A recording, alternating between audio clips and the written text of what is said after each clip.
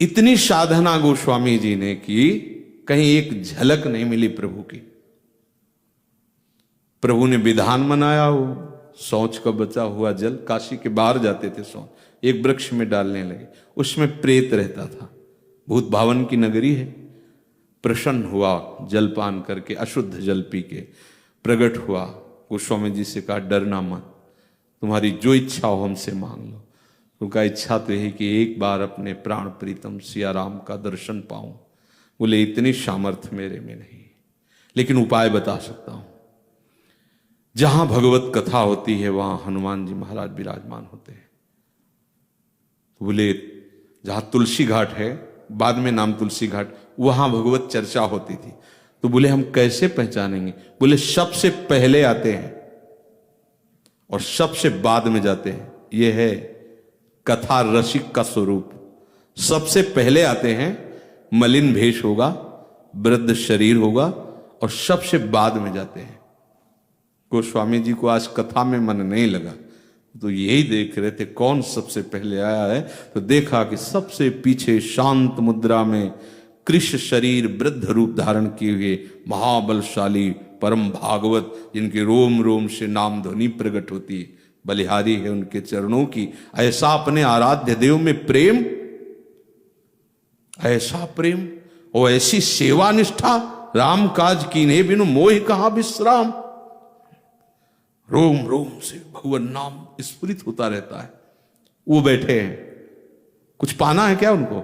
ये है आसक्ति अपने आराध्य देव की। उनकी चर्चा, उनका नाम, उनका गुण, उनका रूप सुनने को मिलता है। जहां जहां पी की बात सुने, खोजत तीन गैनन, वो रास्ता खोजते प्रेमीजन, कोई मेरे प्रीतम की बात सुना दे।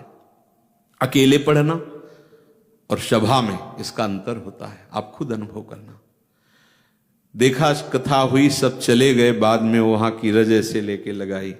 महाभागवत है, सामर्थ्य ऐसी है कि प्रभु कहे तुम संतात उरिन मैं नहीं, मैं तुमसे उरिन नहीं हूं। और वो कैसे? कथा सुनने वालों की चरण रज ऐसे माथे में लगाई, प्रणाम के सबसे बाद के चले पीछे पीछे गोस्वामी जी। क्या यही हो सकते हैं हनुमान जी? क्या यही हो सकते हैं? महाबलशाली विक्रम रूप वाले, ऐसा सोच ही रहे थे कि पीछे मुड़े और कहा क्या है?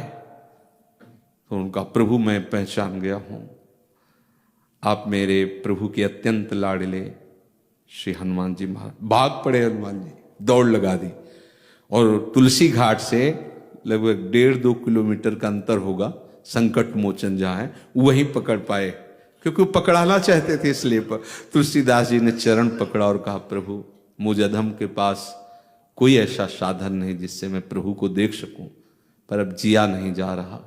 लगता है जिनके लिए जीवन समर्पित हुआ उनको एक बार तो देख लूं। तो हनुमान जी ने कहा अवश्य, तुम अधिकारी हो, तुम्हें जरूर दर्शन होंगे, पर यहां काशी में नहीं, चित्रकूट में चला। समझ रहे? इशारा समझ रहे? आपको कहां लाया गया है?